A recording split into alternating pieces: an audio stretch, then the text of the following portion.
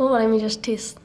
All right, so first off, I know that I'm a kid in amongst an adult conference, and so I'm aware of that. And first off, I just want to break the ice and make this not so serious. So we're going to do this thing where I'm going to say, who are we? And you're going to say, Tairāwhiti. But as we go on, I'm going to start off really low, and then we're going to give it our all right at the end. So let's have a little practice. Who are we? Tairāwhiti. Who are we? Tairāwhiti. Who are we? Tairāwhiti. Who are we? Tairāwhiti. Yeah, that's awesome. Okay, we'll do it one more time, eh? Okay, everyone ready? All right. Who are we?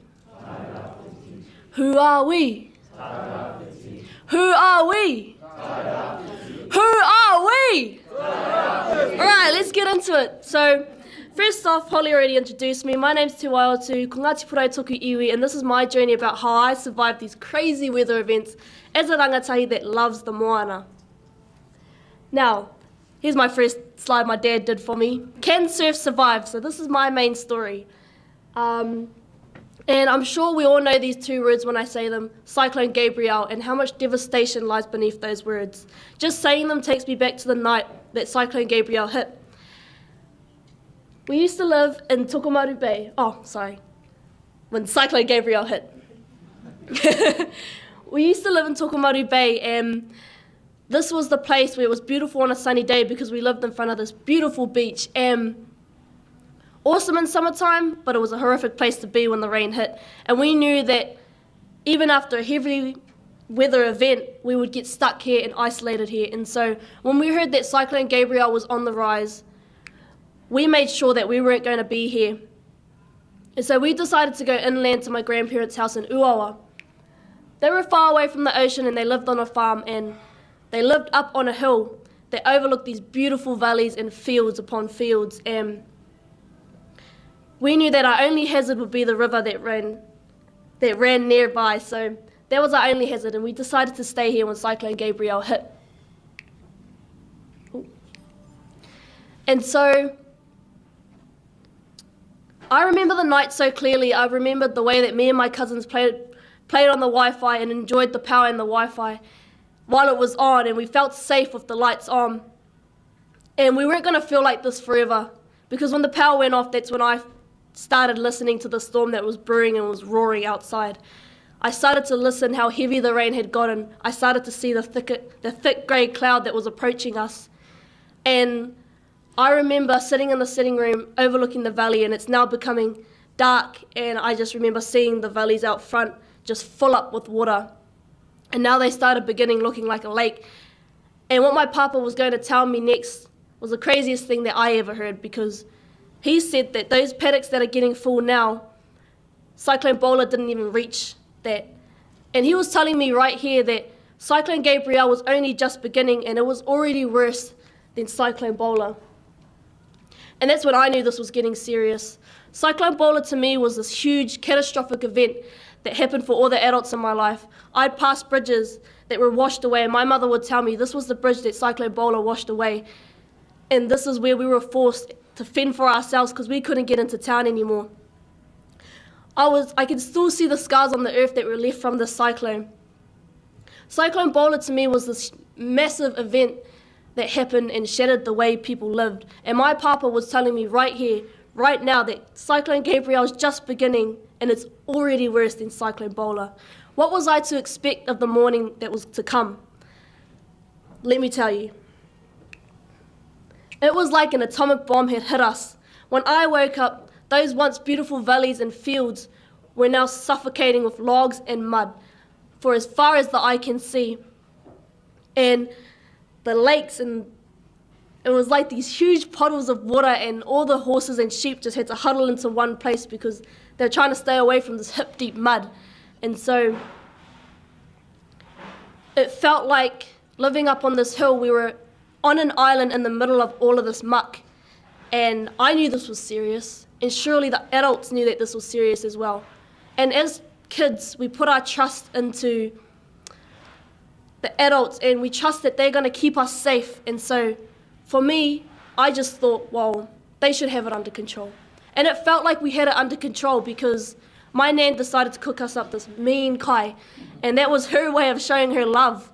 And to me, it felt like we had this under control. We had all the kai in the world, but we didn't. And I realized that when I overheard my auntie and my nan talking about this, and they said that if we keep eating like this, we're not going to last another week. And that's when I heard for the first time the worry in the adults' voices. And as a teenager, that made me uncomfortable. It made me uncomfortable to hear that they didn't have it under control. And maybe it made me feel that way because I'm a teenager and I'm going to soon be an adult. And I know that when I grow up, I'm not going to have all the answers, and neither do they. But me and my whānau knew how to survive an apocalypse. We had done it before when we lived in Tokomaru Bay. Back in Tokomaru Bay, the same weather event that took away our Mangahoani Bridge hit us, and we were isolated in Waima because that bridge was the connection to the shop. And so, same situation, the power's gone out and we have no connection to anyone on the other side of the bridge. And so we're stuck here and we're isolated here. But my dad knew how to get through this because he had been on the waka and he sailed out to the Pacific Ocean. And out there, you just can't get any food from anyone or any help. And so he learned over there how to be smart with the resources that he had. He learned how to be resourceful.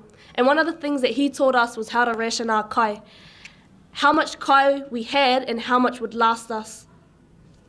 And so this is what we done.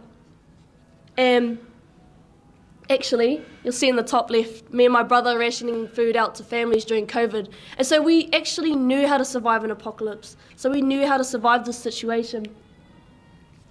And we must have done a pretty good job at it because post-Cyclone Gabrielle, we've made it 3 days out and we're still alive. But the problem is that we're still stuck on this island and amongst all this muck. And so we're still stuck here and the power's still out. We have no connection to anyone and we're 3 days out now. So we have no phones to run away from each other. So we actually all get forced together and we have to venture out onto the farm. So we were climbing the hills and we stumble upon one that overlooks Tolaga Bay, and this is when we truly get to see all this destruction. And for the past 3, it felt like we've been in this alone, and it's just been us in amongst all of this, but now I can see that everyone else was struggling the same as us. But more importantly, we could see the diggers and the tractors making their way out to my grandparents' house. And so now we had a bit of hope that we could actually get out and see what was happening everywhere else. Just seeing these tractors now, I could tell that they were going to make their way to our place by the morning. And so that's what we'd done. By the time it hit morning, we wanted to go venture out and see the destruction for ourselves. And just at the start, just going down onto these roads, I could just see these 2 piles of mud and logs just cleared out. And this was just the start. And we were just making our way through this. And so I already got an idea of how bad this was. It was already horrible. But it wasn't until we came over this bridge when I actually seen it. All these places around me, I'm so used to seeing them full of green trees, surrounding blue waters, and now I just can't take my eyes off of it. It's just in such a horrific state now that I can't help but look at it. And what I see when I come over this bridge is just mounds upon mounds of logs reaching 3-story high. This was supposed to be a river. There are still boats around this river getting ready to launch out. And now you'd look at them and think, why are they even there? Because it's just this mound of logs. And that photo on the left side, that's actually it. It wasn't even a river anymore. And to me, I felt so small compared to this catastrophic event. Why was I here living in this? I had never even touched one of those logs. Where were the people that caused this? Why am I at the hands of ignorant people? And this is when I felt, why was I at the mercy of everyone else's decisions? But this wasn't the first time I felt hurt seeing my rivers, seeing my land, seeing my ocean this way. This wasn't the first time that I had felt hurt. All this destruction in my life began 3 years ago when we lived in Tokomaru Bay. For as long as I can remember, I've really loved the ocean. Anything I do was so I could be in the ocean. So my whole life was just surrounding the moana and what I could do. It was my place of reset. It was my place of replenishment. It was the place I went to ground myself. If I didn't have the ocean, who was I? And so this is my story. So I said at the start that we used to live in Tokomaru Bay in a beach house, and where we lived actually overlooked a wave, and this was my home break. And this was the place where I truly started to love surfing, and I learned how to surf here. And my father taught me how to surf here. It took months for me to learn this wave, and it took that experience and time, and it was hard to learn it because, it was hard to learn to surf here, but this was where I belonged, and this is where it made me felt like I belonged. And I didn't want to lose this way of life. My biggest fear was going to be losing this way of life, surfing every day and loving it. Because just like that, this place that took months to learn how to surf was gone in just one night, just one weather event. They were clearing out this forestry spot right in front of the wave, and when the weather hit, it washed all those logs that they had cut down right through the wave, and the heavy weather just moved all the boulders that shaped it.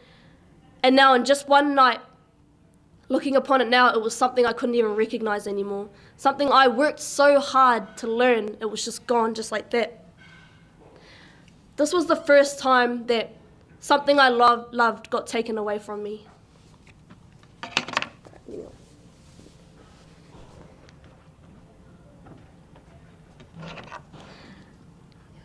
And this started happening, and it just started spreading like the plague. Things that I loved being taken away from me, because we actually got forced out of Tokomaru Bay and we had to go live in Uawa. This was a new way of life, and I had to restart my life again. But this was where my mother was from. I actually had a connection to this place. This was my home, this water, this land, it was mine.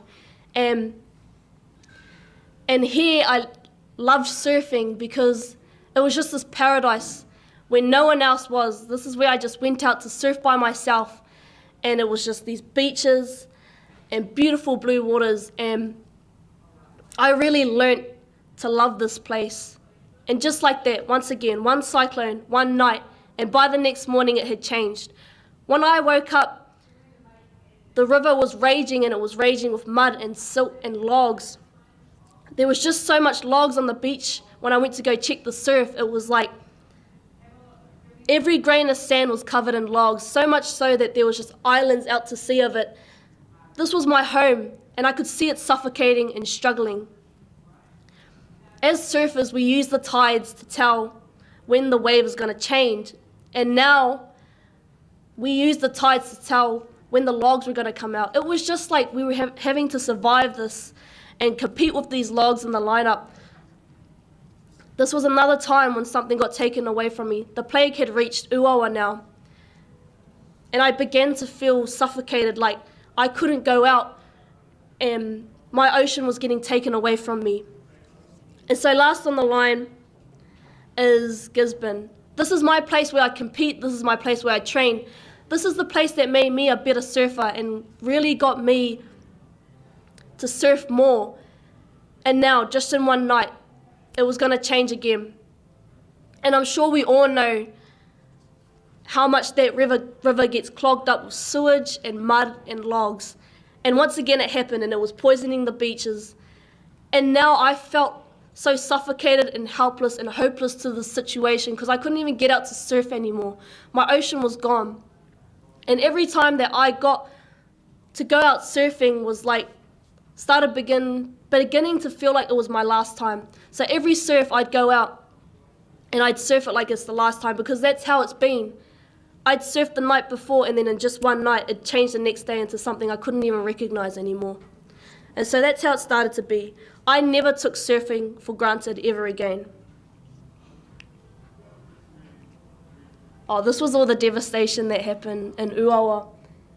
But yeah, it just shows how severe it was, like logs truly just covering every single grain of sand. Like, this was what surfing was for me every day, and yeah, and heaps of logs just reaching like 3 humans, like just like that. Like, that's our truck down there compared to it.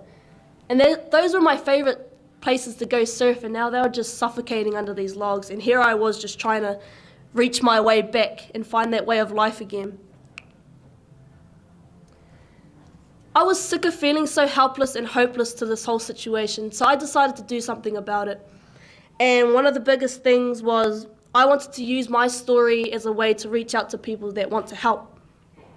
And there were these 2 news reporters that came, and they're actually quite world known. They were called The Guardian, and they wanted to interview people from the East Coast about their stories of what happened during Cyclone Gabrielle. And I got chosen as one of the rangatahi to go over there and talk to them. And I found it quite sad actually, because this is their first time in Uawa. I knew this place as a paradise where I could surf with the beautiful sea and beautiful land. And here they were standing on the beach in amongst all this muck, this forestry dump. And this was my way of saying, welcome to my home, come surf with me. Let's go surf out there with those logs. That's how it felt. Welcome to my home, this forestry dump. And that's what I said. The headline was, I felt like a tsunami of logs had hit us. And what I said to them was, I felt like I just can't get all the logs out of the water. I just can't clean the water. And I really wanted to use my speech as a weapon. And so I said I felt like I couldn't get all the logs out of the water. And so I wanted to do something about that as well. There's this youth club in Gisborne at the moment called Tairāwhiti, and I have a bunch of mentors there that help me get on the right track with where I want to go with my life. And one of the things was, this was troubling me, and I told them this. I told them I couldn't get all the logs out of the water. And slowly we did, because we started this thing called Slash to Treasure, and what it was doing was taking all the slash off the beaches and turning it into treasure. And so we were taking this problem and turning it into something beautiful, because I'm an artist as well, and this was my way of understanding the problem in my own eyes. And slowly I was taking the logs out the water, something I said I thought I couldn't do, and we were teaching about how to understand this problem in different eyes. And then lastly, what I'd done was, if I felt like an atomic bomb had hit us, how were our ecosystems feeling? I bet they felt that way as well. And so what I'd done was, I learnt about the way that all those animals lived, and I actually learnt how fragile their way of life is, and how much we take it for granted. And so I was learning all these things because I wanted to make a big change. I wanted to do something for the things that I love, for the sport that I love, for the ocean that I loved. I wanted to do something about it. And alone, I don't know the answers, but alone, neither do you. But together, we can help our taiao thrive again. So, let me ask you again, can surf survive being a rubbish dump? That's my speech. Thank you for listening.